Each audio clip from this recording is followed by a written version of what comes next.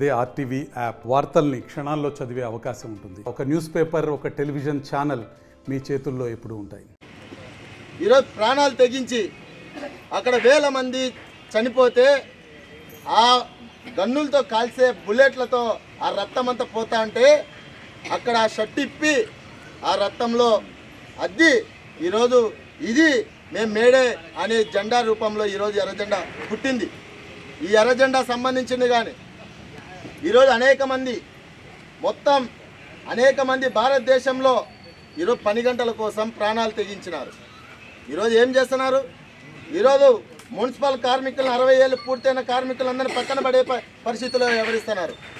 ఏ రాజకీయ నాయకుడైనా సరే మొత్తం మున్సిపల్ కార్మికులకు న్యాయం చేసే మీరు జెండా ఎగరేయండి. ఈరోజు ఈ హక్కు జెండా ఎగరేసేదానికి ఒక వామపక్షాలు తప్ప ఏ పార్టీకి లేదు. ఎందుకంటే కార్మికుల కోసం కొట్లాడే వాళ్ళు కాబట్టి. ఈరోజు అనేక మంది జీతాల కోసం కానీ ఆర్థిక పోరాటాల కోసం కానీ ఆర్థికంగా ఇబ్బంది పడేదానికి కానీ మేమందరం పోరాటాలు చేసేది మేము కొట్లాడేది ఎర్రజెండా, మాట్లాడేది ఎర్రజెండా. ఈ ఎర్రజెండా స్ఫూర్తిలో భాగంగానే ఈరోజు మేడే చేసుకున్నాం. ఈ మేడే అందరూ దేశవ్యాప్తంగా అందరూ మేడేకి సంబంధించి సిఐటి ఒకే నినాదం ఇచ్చింది. ఈరోజు భారతదేశంలో 12 గంటలు పని దినాన్ని తేబోతున్న నరేంద్ర మోడీ ఈరోజు కార్మికుల పక్షాన నిలబడకుండా ఈరోజు 12 గంటల పని దినాన్ని రద్దు చేసి అమలు చేయాలని ఈరోజు ప్రయత్నం చేస్తున్నారు.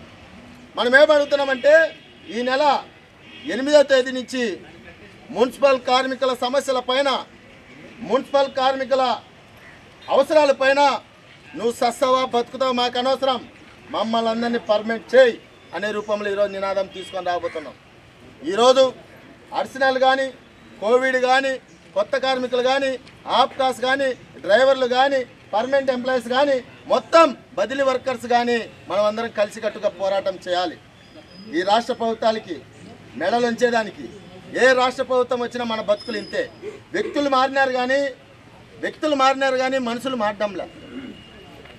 వ్యక్తులు మారినారు కానీ వాళ్ళ నిర్ణయాలు మారడంలే. వ్యక్తులు మారినారు కానీ రాజకీయంలో వాళ్ళ లాభాల కోసం ఒక ఆయన పాదయాత్ర చేసేటప్పుడు పర్మనెంట్ చేస్తామని చెప్తాడు, అది పర్మనెంట్ లేదు.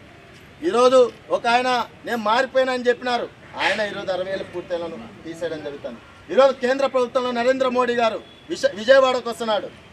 ఆ రోజు చంద్రబాబు గారు పాచిపోయిన లడ్డు అన్నాడు. ఈరోజు అదే నరేంద్ర మోడీ గారిని ఈరోజు అడిగి తెస్తున్నారు. నరేంద్ర మోడీ గారు వస్తున్నారు కాబట్టి మన జెండాలు కానీ ఎగిరేయకుండా చేస్తున్నారు. మేము ఎగిరేస్తాం, మీకు ఏదైనా సరే మేము నరేంద్ర మోడీ గారికి సంబంధించి చెప్తున్నాం. ఈరోజు ఇది కార్మికుల పక్షాన నువ్వు మే 2వ తేదీ వస్తున్నావు, మాకేమి ఇబ్బందిలే, రాజధాని డెవలప్మెంట్ చేసుకో, ఏమైనా చేసుకో. మా జెండాలు ఎగిరేసేదానికి నువ్వు ఎవరు అడ్డం చెప్పేదానికి? మా జెండాల్ని, మా కార్మికుల రక్తంలో ముంచిన జెండాని ఎందుకు ఎగిరేయలేకుండా? ఇది సరైన పద్ధతి కాదని వామపక్షాలన్నీ ఒకటే ఆయన మీద కేసు పెట్టడం జరుగుతుంది. అంటే ఈరోజు రాష్ట్ర ప్రభుత్వాలు, కేంద్ర ప్రభుత్వాలు మున్సిపల్ కార్మికుల్ని 10 గంటల పని దినాన్ని రద్దు చేసేదానికి ఈరోజు ప్రయత్నం చేస్తున్నారు.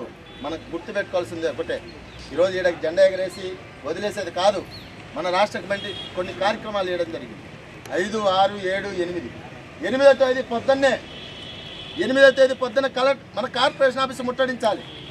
ఇప్పటికే 60 ఏళ్ళు పూర్తయిన వాళ్ళందరినీ పక్కన పెట్టే పరిస్థితిలో ఉంది. ఈరోజు పర్మనెంట్ ఎంప్లాయీస్కి ఏపీజీలు బాండ్లు కానీ అలాగే అనేక రూపాలలో అనేక సమస్యలు ఉన్నాయి. ఈ అన్ని అంశాల పైన కోవిడ్ కార్మికులకి, అడిషనల్ కార్మికులకు జీతాలు సరిపోవడంలా, జీతాలు 36 నెంబర్ జీవో ప్రకారం కనీసం వాళ్ళకి కానీ, అవుట్సోర్సింగ్ కాంట్రాక్ట్ కార్మికులకి ఎలా వేతనం ఉందో వాళ్ళకి కానీ 21,000 వేతనం ఇవ్వాలని మేము గట్టిగా మాట్లాడుతున్నాం. అందుకే 8వ తేదీ చలో కార్పొరేషన్ ఆఫీస్ ముట్టడికి సిద్ధం కావాలని మేము అందరినీ కోరుతున్నాం. ఈరోజు సాయంత్రం జెండా ఎగరేసి ఇళ్లలో సెలవు దొరికింది కదా, మనం ఉందాం, ఇళ్లలో ఉంటే పోదు. ఈరోజు నరేంద్ర మోడీ గారు రేపు రాబోతున్నారు. దానికి హెచ్చరికగా మన బ్యానర్లు పెట్టి, మన కళారూపాలు పెట్టి మనం అందరం కలిసికట్టుగా ఈరోజు పెద్ద ఎత్తున ర్యాలీలో పాల్గొనాలి. కార్పొరేషన్ ఆఫీస్ కాడికి అందరూ చేరుకోవాలి. ఈరోజు మేము ర్యాలీ కోసమో జనాభా కోసమో కాదు, మొత్తం కార్మికుల డిమాండ్ల కోసం ఈరోజు పెద్ద ఎత్తున ప్రకటన చేయాలి. మన కార్మికుల కోసం అనేక పోరాటాలకు సంబంధించిన విషయాలు దాని మీద ఉద్యమాలకు సిద్ధం కావాలి. ఈ 2-3 రోజుల్లో అన్ని గేట్ మీటింగ్లు పెడతాం, అన్నీ చేస్తాం.